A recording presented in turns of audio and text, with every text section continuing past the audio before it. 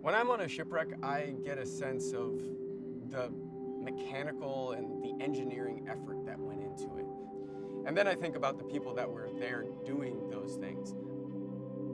I find it fascinating to look through a door in my scuba gear and think about walking through a hatch and what that would have been like when this ship was sailing across the ocean.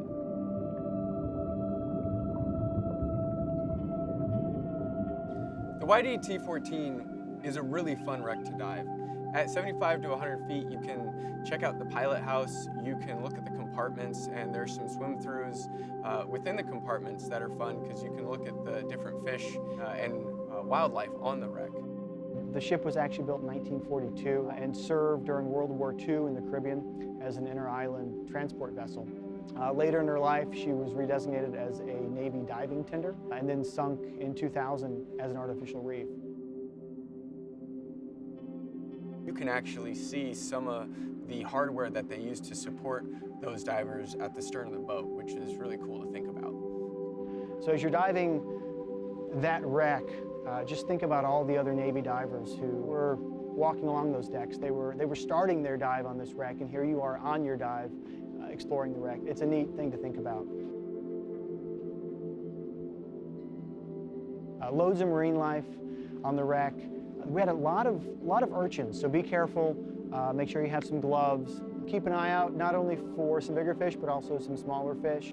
There were tons of bait fish around, just kind of circling us, and it had a really cool swim through. You kind of felt like you were in a cave or something. It was a little bit darker. You could see the light on the other side. It was amazing. For many of these wrecks, you can do 2 in one day. For example, in Panama City, we did Akaki and Chippewa, and then in Pensacola, you can do YDT 14 and Peak Tide 2. Peak Tide 2 has a beam of 38 feet and an overall length of 166 feet. It was built in Lockport, Louisiana in 1973 and sunk as an artificial reef in 1993. Peak Tide 2 is a great dive for advanced open water divers. A superstructure starts at around 80 feet and drops down to about 100. Oftentimes you can descend down the line right to the superstructure. Because it's as deep as it is, probably a good idea to explore the deeper areas first.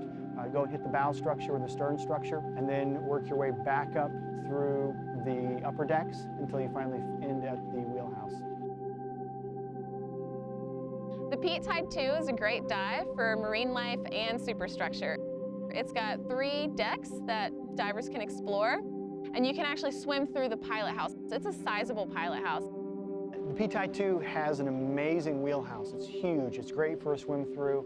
A lot of marine life in there. We can explore there, see lots of fish, get your lights out. You can explore the nooks and crannies. Peak Tide 2 is one of those classic American workhorse types of ships, and now it's living on as this awesome dive. Looking at a shipwreck or doing a dive is a fascinating activity. You hover in open space, and the better the visibility, the more you feel like you're in a completely alien world. And then when you get on the boat afterwards, you get to share that experience with all of your colleagues and the other divers and think about what everybody else saw and experienced during that dive. One of the real draws of the Panhandle Shipwreck Trail is that not only can you have great diving on awesome wrecks, but you get to do it on a beautiful spot in Florida.